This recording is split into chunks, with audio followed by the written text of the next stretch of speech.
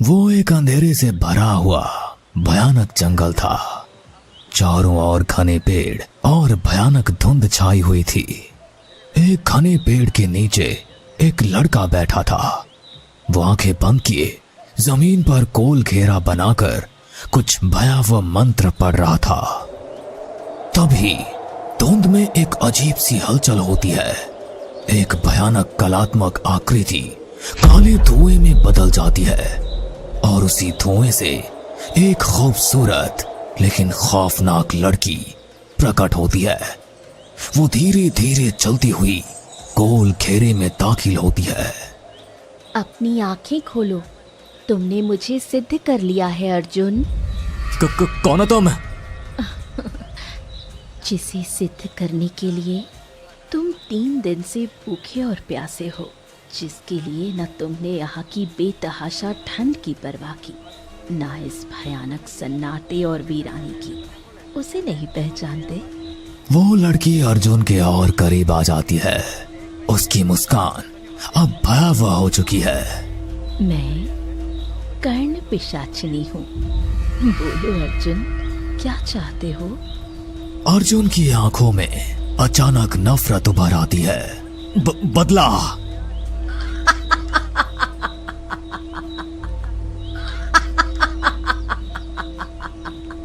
उसकी हंसी जंगल की हवा को कंपा देती है। पेड़ कांपने लगते हैं। फिर वो अर्जुन के गले से लिपट जाती है। अर्जुन, तुम्हें सब कुछ मिलेगा। बदला, पैसा, धन, दौलत।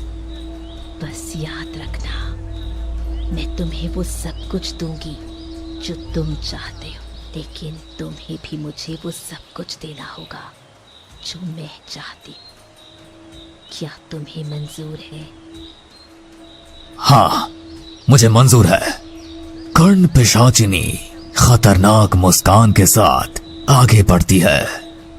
कितनी अजीब बात है, तुमने ये भी नहीं पूछा कि मुझे क्या चाहिए, लेकिन तुम जुबान दे चुके हो, अब मुकर नहीं सकते। याद रखना अर्जुन, तुमने मुझे सिद्ध किया है और तुम मुझसे कभी अलग नहीं हो सकते। अगर मुझसे पीछा छुड़ाने की कोशिश की तो तुम काल की आगोश में समा जाओगे और कभी भी मुक्ति नहीं पाओगे। तुम इस संसार के खत्म होने तक प्रेत योनि में भटकते रहोगे। अर्जुन के माथे पर सल उभरते हैं, लेकिन वो कहता है, मुझे सब कुछ मंजूर है कर्ण पिशाचिनी। कर्ण पिशाचिनी उसका हाथ पकड़ती है। अगले ही पल दोनों वहां से गायब हो जाते हैं। इस घटना के कुछ समय बाद दिशा एक कैफे में काफी देर से बैठी थी। वो गहरी सोच में डूबी थी। तभी कैफे का दरवाजा खुलता है। आर्यन आता है। अरे दिशा, मैंने तुम्हें कहां नहीं ढूंढा। तुम घर पर नहीं थी, ऑफिस में भी नहीं थी। सुबह फोन किया तो मोबाइल भी स्विच ऑफ आ रहा था। दिशा गंभीर मुद्रा में उसकी ओर देखती है। तुम तो ऐसे कह रहे हो जैसे तुम्हें कुछ पता ही ना हो। तुम्हें कुछ पता भी है? आज पूरे 3 दिन हो गए राहुल ऑफिस नहीं आया। आर्यन मुस्कुराता है, हल्के से हंसता है। क्या दिशा, तुम राहुल को लेकर टेंशन में हो? अरे वो तो अब पूरा मजनू बन चुका है। अगर पूजा उसका फोन नहीं उठा रही तो उसे पूजा के शहर मनाली चले जाना चाहिए। दिशा थोड़ा गुस्से में आ जाती है। तुम अच्छी तरह जानते हो कि राहुल मनाली क्यों नहीं जाता। और मत भूलो, उस घटना के बाद हम लोगों ने भी कभी मनाली जाने की हिम्मत नहीं की। और पूजा उस घटना के बाद कितना डर गई थी। उसने अपने आगे की पढ़ाई मनाली में नहीं की, हमारे ही शहर में की। आर्यन बेफिक्री से जवाब देता है। अरे तो फिर वो अचानक चली क्यों गई और राहुल का फोन भी नहीं उठा रही? दिशा गुस्से में बोलती है। तुम भी बिल्कुल बेवकूफ के बेवकूफ रहोगे आर्यन। अरे मनाली में पूजा के पेरेंट्स रहते हैं, तो क्या वो उनसे मिलने भी नहीं जाएगी? कुछ ही देर में आर्यन की कार राहुल के बंगले के सामने आकर रुकती है। दिशा और आर्यन कार से उतरते हैं और बंगले के अंदर दाखिल हो जाते हैं। अरे यार, तूने ये अपनी क्या हालत बना रखी है? न ऑफिस आया, न फोन उठा रहा है, न किसी से बात कर रहा है। राहुल धीरे से सिर घुमाता है और आर्यन की ओर देखता है। तुम अच्छी तरह जानते हो आर्यन कि मैं पूजा से कितना प्यार करता हूँ। ऐसा कभी नहीं हुआ कि वो कहीं चली गई हो और अपना मोबाइल स्विच ऑफ कर दे। आर्यन का चेहरा गंभीर हो जाता है। तो फिर एक ही रास्ता है, हम मनाली चलते हैं और देखते हैं कि आखिर हुआ क्या है। कहीं पूजा बीमार तो नहीं? हो सकता है इसके मोबाइल में कोई प्रॉब्लम हो गई हो। नहीं, मुझे कुछ भी ठीक नहीं लग रहा। अगर मोबाइल खराब भी हो गया होता तो वो किसी और नंबर से मुझे कॉल करती। हमें मनाली जाना ही चाहिए। अरे कम ऑन दिशा, अब उस घटना को भूल जाओ। उसे घटे हुए बहुत टाइम बीत चुका है। हमें पुरानी बातों को भूलकर आगे बढ़ना चाहिए। राहुल सही कह रहा है, चलो तैयार हो जाओ। आर्यन राहुल की ओर मुड़ता है। राहुल तुम तैयार हो जाओ, हम अभी और इसी वक्त मनाली चल रहे हैं। अब इस सस्पेंस को खत्म करते हैं कि आखिर पूजा ने हमें अब तक कांटेक्ट क्यों नहीं किया। आर्यन की बात सुनकर राहुल तुरंत बाथरूम की ओर भागता है। आर्यन और दिशा बंगले के गार्डन में टहलने लगते हैं। कुछ ही देर में राहुल तैयार होकर बाहर आता है। तभी एक लग्जरी कार आकर गेट के सामने रुकती है और उसमें से एक बेहद सुंदर लेकिन उदास लड़की उतरती है। राहुल उसे देखकर चौंक जाता है और दौड़कर उसके पास पहुंचता है। पूजा, तुम आखिर मेरा फोन क्यों नहीं उठा रही थी? तुम्हें पता है मैं, आर्यन और दिशा मनाली ही आ रहे थे। राहुल, मैं तुम्हें क्या बताऊं? मॉम का मेरे पास फोन आया था। उन्होंने कहा कि डैड बीमार है, इसलिए मैं अचानक मनाली आ गई। लेकिन वहाँ जाकर देखा डैड बिल्कुल ठीक थे। उन्होंने मेरा रिश्ता एक बहुत बड़े बिजनेसमैन के साथ तय कर दिया है। आर्यन और दिशा सन्न रह जाते हैं। ऐसा कैसे हो सकता है? पूजा राहुल की आंखों में आंखें डालकर बोलती है। मैं कुछ नहीं जानती राहुल। मैं तुमसे प्यार करती हूँ और मैं तुमसे ही शादी करूंगी। और इससे पहले कि मेरे पेरेंट्स जबरदस्ती मेरी शादी कहीं और करवाएं, हमें कोर्ट मैरिज कर लेनी चाहिए। पूजा, टेंशन मत लो। अगर ऐसी बात है तो फिर मैं अभी तुम्हारे साथ कोर्ट मैरिज करूंगा। वो आर्यन और दिशा की ओर देखता है। राहुल, पूजा, दिशा और आर्यन मैरिज ब्यूरो पहुंचते हैं। कुछ देर बाद राहुल और पूजा की कोर्ट मैरिज हो जाती है। चारों लोग मुस्कुराते हुए राहुल के घर लौट आते हैं। दिशा मुस्कुराते हुए बोलती है, यकीन नहीं होता, कुछ देर पहले तक हम पूजा को लेकर कितनी टेंशन में थे और राहुल, उसका तो बस रोना ही बाकी रह गया था। और अब देखो, पूजा राहुल की वाइफ बन चुकी है। अरे छोड़ो सब, अब जल्दी से इनका रूम सजाओ। आखिर आज रात इन दोनों की सुहागरात है। ये सुनकर दिशा, पूजा और राहुल शर्मा जाते हैं। आर्यन ठहाका लगाते हुए कहता है, अरे लड़कियों को तो शर्माते हुए देखा था, लेकिन ये तो लड़कियों से भी ज्यादा शर्मा रहा है। सभी हंस पड़ते हैं। दिशा और आर्यन मिलकर राहुल और पूजा का कमरा सजाते हैं। हमने तुम्हारा कमरा सजा दिया है। इतनी जल्दी में जितनी अच्छी डेकोरेशन हो सकती थी मैंने कर दी है। और मैं अपनी दोस्ती का फर्ज निभा रहा हूँ। याद रखना, जब मेरी शादी होगी तो मैं तुमसे अपना कमरा सजवाऊंगा। राहुल मुस्कुराता है। दिशा पूजा को राहुल के कमरे में ले जाकर दुल्हन की तरह बैठा देती है। कुछ देर बाद आर्यन और दिशा बंगले से बाहर चले जाते हैं। अब बंगले में केवल राहुल और पूजा, या शायद कोई और भी था। राहुल धीरे धीरे कमरे में आता है। पूजा घूंघट में बैठी होती है। हमारे दोस्तों को भी न जाने क्या सूझी कि उन्होंने तुम्हें दुल्हन बना दिया। जैसे ही राहुल घूंघट उठाता है, उसके चेहरे का रंग उड़ जाता है। कौन हो तुम? घूंघट में बैठी लड़की पूजा नहीं थी। उसका चेहरा अचानक भयानक रूप में बदलने लगता है। आंखें लाल, बाल बिखरे हुए, होंठ काले और सड़े हुए। कर्ण पिशाचिनी, क्या तुमने कभी कर्ण पिशाचिनी के बारे में नहीं सुना? राहुल के पैर कांपने लगते हैं। वो चीखते हुए पीछे हटता है। कौन हो तुम? मैं तो भूल ही गई। जो मेरा नाम सुन ले या मुझे देख ले, वो अगली सुबह किसी को बताने के लिए जिंदा नहीं रहता।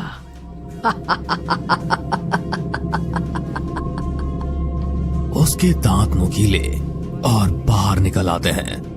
वो बिजली की गति से राहुल की ओर बढ़ती है।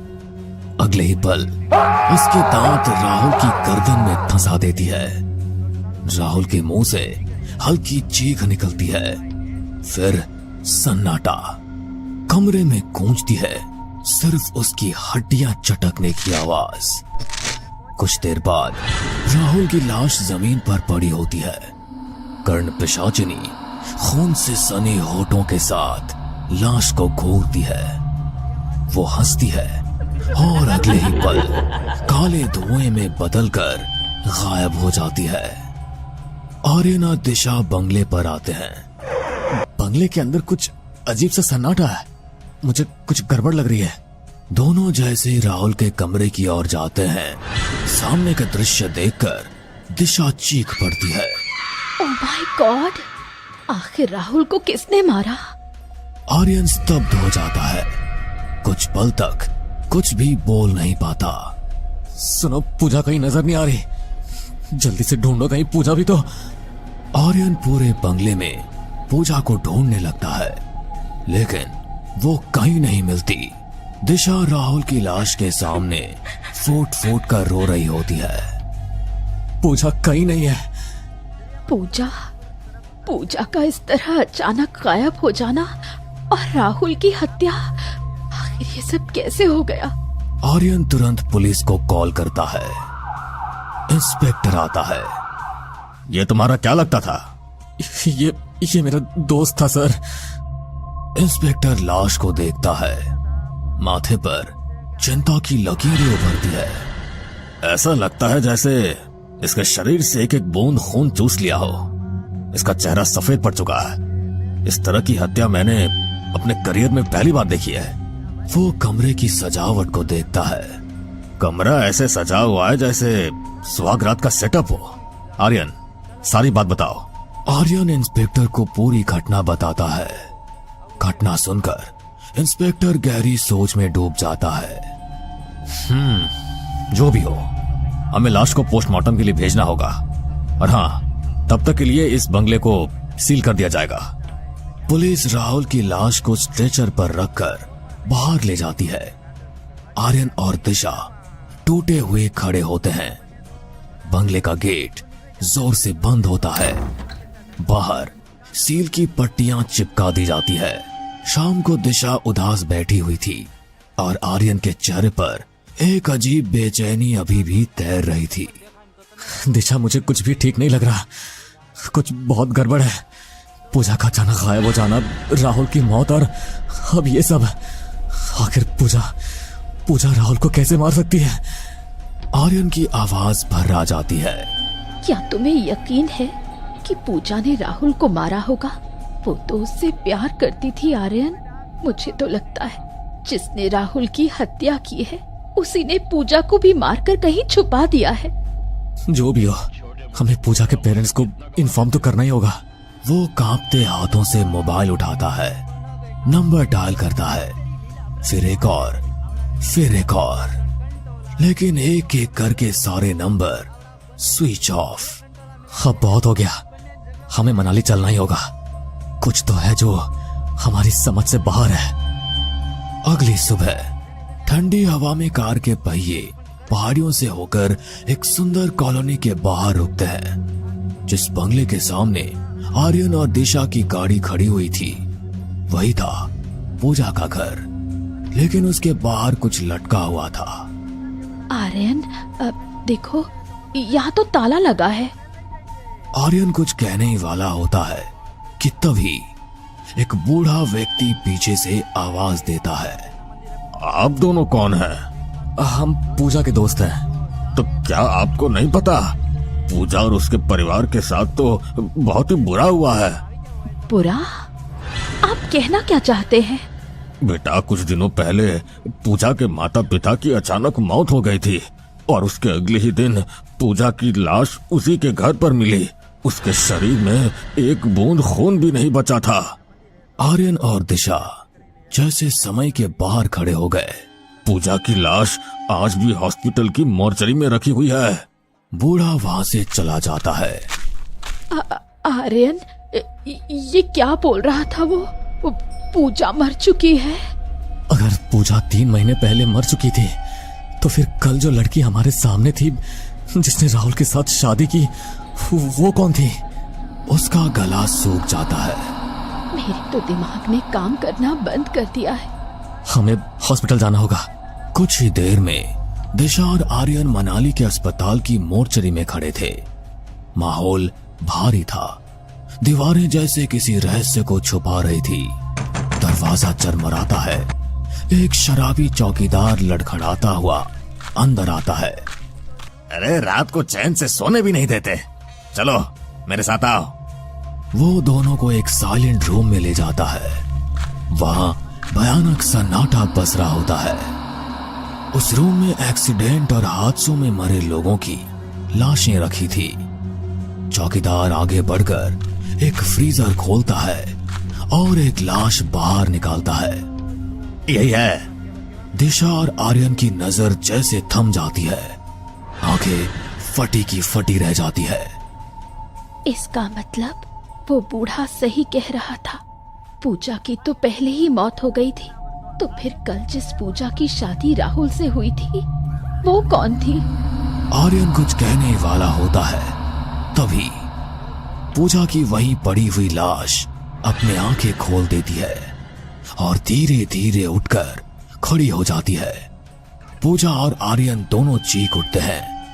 वो दोनों चौकीदार की तरफ देखते हैं, मगर चौकीदार एक अजीब सी जगह को घूर रहा होता है, जैसे ये सब कुछ उसके लिए सामान्य हो। अचानक लाश फिर से गिर जाती है और राख में तब्दील हो जाती है। तभी वो चौकीदार जो उनके बंगले में खड़ा था अगले ही पल इंस्पेक्टर में बदल जाता है। ये क्या हो रहा है? इंस्पेक्टर मुस्कुराता है और उसकी शक्ल बदलने लगती है। वो उसी बूढ़े में बदल जाता है जो पूजा के घर के बाहर मिला था। आखिर ये सब हो क्या रहा है? आर्यन की बात पूरी भी नहीं होती कि वो बाबा अब एक भयानक देखने वाली लड़की में बदल जाता है। यही मेरा असली चेहरा है। तुम कौन हो?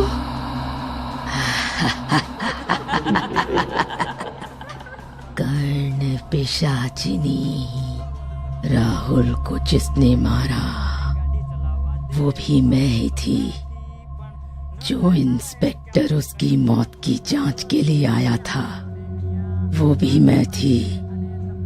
पूजा के घर के बाहर जो बूढ़ा मिला था वो भी मैं। और यहाँ का चौकीदार वो भी मैं। वो अब तुमसे मिलने को बेताब है। अगले ही पल वो दोनों की तरफ बढ़ती है और तीनों वहां से अचानक गायब हो जाते हैं। कुछ ही सेकंड्स में आर्यन और दिशा अपने आप को एक बेहद आलीशान और रहस्यमयी पैलेस में पाते हैं। सामने सोफे पर एक व्यक्ति बैठा है। उसके बगल में एक आतिशदान जल रहा है और पास में वही पिशाचिनी लड़की बैठी है। तुम अर्जुन? शुक्र है तुमने मुझे पहचान लिया। लेकिन तुम तो मर गए थे। अर्जुन के होठों पर रहस्यमयी मुस्कान फैल जाती है। तुम्हें क्या लगा मैं इतनी आसानी से मर जाऊंगा? अब बारी है तुम्हारी। मैंने क्या गुनाह किया था? दिशा से प्रेम करना मेरा कसूर नहीं था। दिशा और आर्यन की आंखों के सामने उनका अतीत चलने लगता है। एक एक पल जिसे वे कभी भूल चुके थे, अब वही अतीत उनका भविष्य बनकर सामने खड़ा था। दिशा, राहुल, आर्यन और पूजा कॉलेज की कैंटीन के बाहर खड़े हैं। तभी एक दुबला पतला लड़का अर्जुन चश्मा पहने वहां आ जाता है। तुमसे कितनी बार कहा है अर्जुन, मेरा पीछा छोड़ दो। मैं आर्यन से प्यार करती हूँ। आखिर मुझ में क्या बुराई है? तुम अजीब हो यार। जब वो तुम्हें पसंद ही नहीं करती तो जबरदस्ती शादी करेगा उससे? अरे मैंने पहले कहा था इसकी हड्डी पसली एक कर दो अब ये ओवर कर रहा है। मुझे तो इसकी शक्ल से नफरत है। जानती हूँ इसे। ये अपनी ग्रैंडमदर के साथ शहर से दूर एक वीरान मकान में रहता है। लोग कहते हैं इसकी ग्रैंडमदर तंत्र मंत्र करती हैं, इसलिए कॉलेज में कोई इससे बात नहीं करता। अर्जुन चुपचाप सब सुनता है। उसकी नजरें बस दिशा पर टिकी है। दिशा, अगर तुम आज शाम 5 बजे वैली हिल पर नहीं आई, तुम्हें पहाड़ी से कूदकर अपनी जान दे दूंगा। वो मुड़ता है और चला जाता है। चारों दोस्त वहां पहुंचते हैं। अर्जुन पहाड़ी के किनारे खड़ा होता है। दिशा, अगर मैंने इस जिंदगी में सबसे ज्यादा किसी से प्यार किया है तो वो तुम हो। बोलो, क्या मुझसे शादी करोगी? मैं तुम्हें पहले ही कह चुकी हूँ, मैं तुमसे प्यार नहीं करती। मैं सिर्फ आर्यन से शादी करूंगी। अर्जुन की आंखों में पागलपन उतर आता है। अगर ये जिंदा रहा तो तुम कभी मेरी नहीं बनोगी। वो आर्यन पर झपट पड़ता है। चारों मिलकर अर्जुन को पकड़ते हैं। अर्जुन बुरी तरह पागल हो चुका होता है। काफी देर बाद उसे शांत किया जाता है। अब बहुत हो गया। वो अर्जुन को जोर से धक्का देता है। अर्जुन पहाड़ी से नीचे गिर जाता है। उसकी चीख सन्नाटे को चीर देती है। और तुमने सोचा कि मैं मर गया? मैं बच गया था। मैंने उसी विद्या का सहारा लिया जिसे मेरी ग्रैंडमदर ने मुझे सिखाया था, तंत्र विद्या। मैंने कर्ण पिशाचिनी को सिद्ध किया, फिर पूजा और उसके पूरे परिवार को उसी से मरवा दिया। राहुल को मारा पूजा के रूप में जाकर। अब तुम्हारी बारी है आर्यन। कर्ण पिशाचिनी आगे बढ़ती है और आर्यन का खून चूस लेती है। उसकी लाश दिशा के सामने गिरती है। नहीं, नहीं। अर्जुन दिशा के पास आता है। अब तुम मेरी हो, सिर्फ मेरी। तुम पागल हो गए हो क्या? मतलब? तुमने सिद्धि करते समय ये नहीं जाना अर्जुन, मैं जिसके जीवन में आती हूँ वो किसी और स्त्री को छू नहीं सकता। मैं सब कुछ बर्दाश्त कर सकती हूँ, लेकिन किसी और औरत की मौजूदगी कभी नहीं। लेकिन मैंने तो ये सब दिशा को पाने के लिए किया था। अब मैं तुम्हारे जीवन में हूँ, हमेशा के लिए। जिसे तुम देखोगे मैं उसे मार दूंगी। वो दिशा की ओर झपटती है, उसका खून पी लेती है। दिशा की लाश अर्जुन के सामने गिर जाती है। ये तुमने क्या किया? तुमने जो किया उसका फल मिला। अब तुम सिर्फ मेरे हो। तुमने जो कहा मैंने सब किया, बदला लिया। अब तुम वही करोगे जो मैं चाहूं। याद है मैंने तुमसे कहा था मैं तुम्हें वो सब कुछ दूंगी जो तुम चाहते हो, लेकिन तुम्हें भी मुझे वो सब कुछ देना होगा जो मैं चाहती हूँ। अर्जुन खामोशी से बाहर निकलता है। पहाड़ी की चोटी पर जाकर खड़ा हो जाता है। शायद यही मेरा अंजाम था। वो पहाड़ी से छलांग लगाता है, मगर नहीं, मत करो ये। तुम्हें कभी मोक्ष नहीं मिलेगा। अर्जुन गिरता है, मगर उसकी आत्मा वहीं फंसी रह जाती है। जिसने पिशाचिनी को सिद्ध किया वो मौत नहीं, अमर शाप पाता है। अब अर्जुन जीवित नहीं, लेकिन मरा भी नहीं।